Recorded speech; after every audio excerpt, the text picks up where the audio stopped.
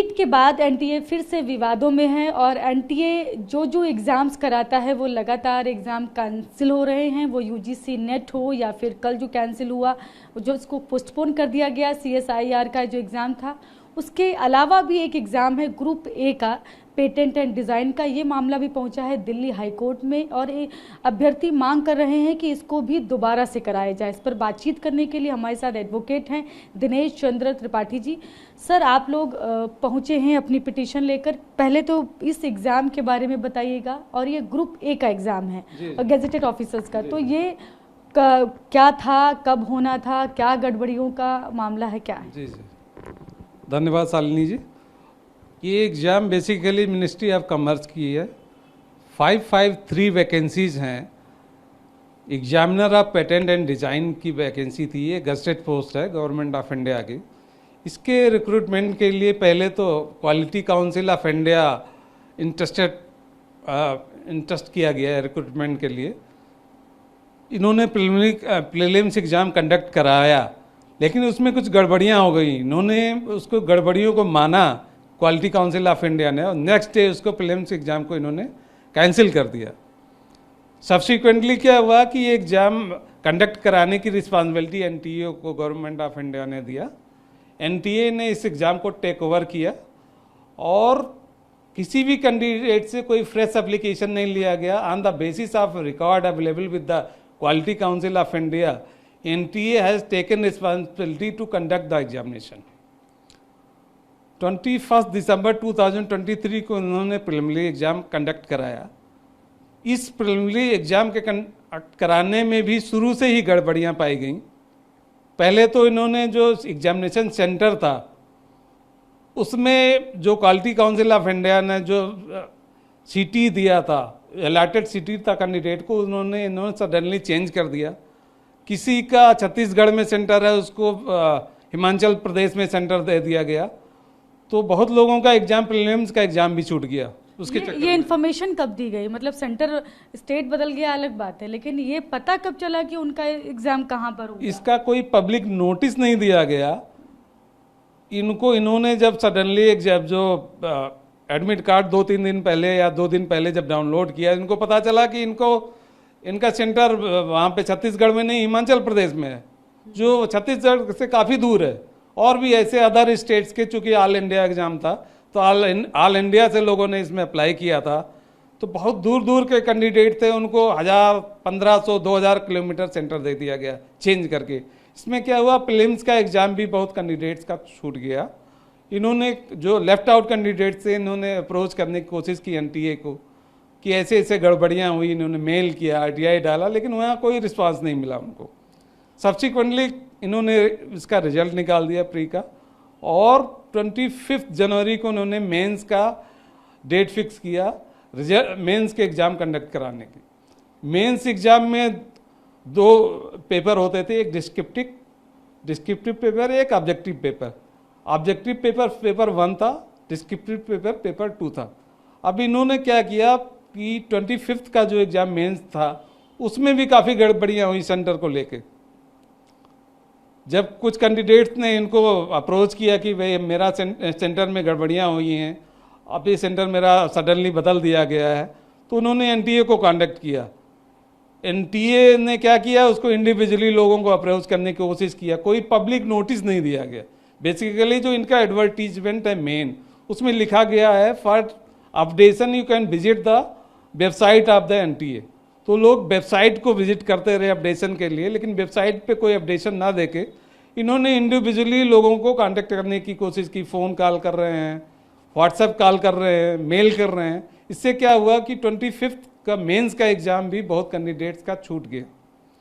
जब इनको पता चला कि काफ़ी ऐसे कैंडिडेट हैं जिनसे इनकी गलती के कारण इनका मेंस का एग्ज़ाम छूट गया, तो इन्होंने दूसरा फेज़ 2 मेंस का फेज़ 2 एग्ज़ाम कराने के लिए इन्होंने ट्राई किया। मिनिस्ट्री से जो भी बात किया, इन्होंने 5 फरवरी के लिए दोबारा मेंस का एग्ज़ाम लेफ्ट आउट कैंडिडेट्स, यहाँ ध्यान देने वाली बात है, खाली लेफ्ट आउट कैंडिडेट्स के लिए इन्होंने 5 जनवरी के लिए इन्होंने फिक्स किया। वो भी उसकी भी कोई पब्लिक नोटिस नहीं दी गई 5 जनवरी के लिए।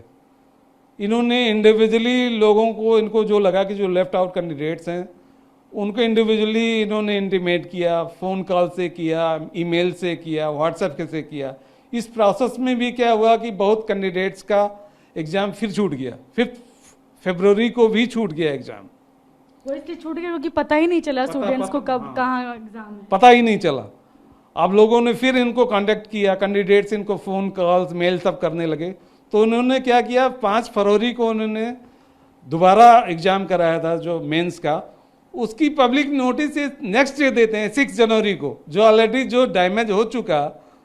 उसके बाद ये लोग 6 जनवरी को उसका पब्लिक नोटिस निकालते हैं कि क्यों इन्होंने 6 फरवरी को, क्योंकि 5 फरवरी को इन्होंने क्यों एग्ज़ाम कंडक्ट कराया। ऑलरेडी कैंडिडेट्स को डैमेज हो चुका। उसके बाद इसमें जो मेन जो गड़बड़ी है, इसको मार्किंग क्राइटेरिया को लेके है। मार्किंग क्राइटेरिया में इन्होंने जो इनका गाइडलाइन आया था एग्ज़ाम के पहले, 25 जनवरी के पहले जो मेंस था, पहला एग्ज़ाम हुआ था मेंस का, उनके गाइडलाइन में ये था कि अनअटेम्प्टेड क्वेश्चन का 0 मार्क, और अगर निगेटिव, अगर रॉन्ग आंसर अटेम्प्ट करता है तो उसका -1 मार्क और -0.25 मार्क। तो there were confusion from the inception कि अगर हम एक गलत क्वेश्चन अटेम्प्ट करते हैं तो उसका -1 मार्क कटेगा कि -0.25 मार्क कटेगा। ये लोगों में कंफ्यूजन रहा। फिर भी लोगों ने वहाँ लगा कैंडिडेट्स को, चलो वहाँ पे सेंटर पे, चूँकि ये ऑब्जेक्टिव क्वेश्चन का ही है माइनस मार्किंग का सिस्टम, तो वहाँ स्क्रीन पे आएगा we will follow the instruction. अब वहाँ एक जाते हैं एग्जाम देने 25 जनवरी को, तो एक और वहाँ ग्लिच दिखता है, स्क्रीन पे दिखता है कि 0 मार्क फॉर रॉन्ग आंसर्स। तो वहाँ लगता है कि मैं तो सारे क्वेश्चन अटेम्प्ट करना चाहिए क्योंकि ये तो 0 मार्क दिख रहा है। तो बहुत there were 3 sets of candidate, 3 तरह के कैंडिडेट बच गए क्वेश्चन अटेम्प्ट करने में। एक कैंडिडेट वो हो गए जो इनको लगा कि रॉन्ग आंसर अटेम्प्ट करने पे -1 मार्क मिलेगा, -1 मार्क कटेगा। दूसरे सेट ऑफ कैंडिडेट्स उनको लगा कि नहीं, -0.25 मार्क कटेगा, इससे हमें ज़्यादा अटेम्प्ट करना चाहिए। और थर्ड सेट ऑफ कैंडिडेट जो उसको फॉलो किए, जो कंप्यूटर स्क्रीन पे जो इंस्ट्रक्शन आ रहा था, उनको लगा कि नहीं ये तो माइनस मार्किंग है नहीं, तो 0 मार्क फॉर रॉन्ग आंसर, तो उन्होंने बहुत सारे क्वेश्चन अटेम्प्ट कर लिए। तो it affected the entire merit of the case. Even जो हमने रिट पिटीशन फाइल किया था, पहले हमने मई में ही फाइल कर दिया था रिट पिटीशन एक, उसमें high court, Delhi High court ने कहा था नहीं आप एनटीए के पास जाओ, रिप्रेजेंटेशन दो, और अगर आपका ग्रीवांस रिजॉल्व नहीं होता you can approach the Delhi High Court again. We have given representation to the NTA. उस समय तक मेंस का रिजल्ट नहीं आया था, जिस समय पहले रिट पिटीशन में ये ऑर्डर हुआ था रिप्रेजेंटेशन देने का। हमने 13 मार्च का दिल्ली हाई कोर्ट का ऑर्डर था पहले वाले रिट पिटीशन में, हमने 15 मार्च को रिप्रेजेंटेशन एनटीए को दे दिया। उसका इन्होंने रिप्लाई जो दिया वो 2 अप्रैल को दिया, काफ़ी डिले के बाद उसका रिप्लाई दिया। इन बिटवीन क्या हुआ, इन्होंने मेंस का रिजल्ट निकाल दिया।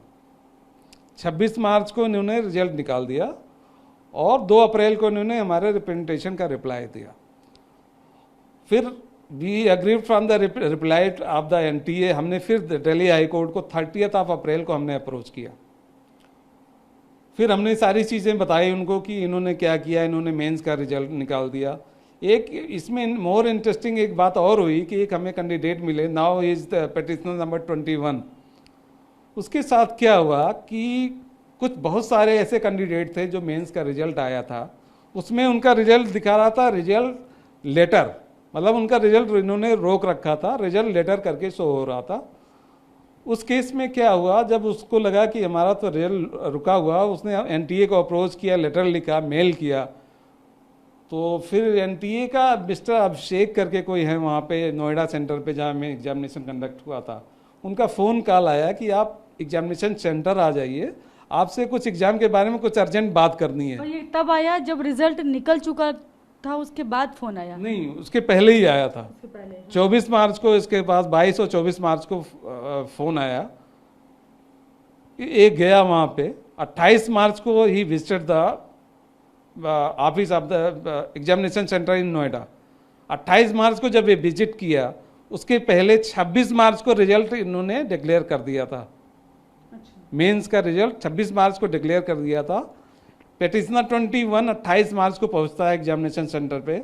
इससे कहा जाता है कि आपका जो मेंस का एग्ज़ाम हुआ था 25 जनवरी को, वो आपका मेंस सेकंड पेपर जो डिस्क्रिप्टिव है वो मिसिंग है, आपको फिर से वो एग्ज़ाम देना पड़ेगा।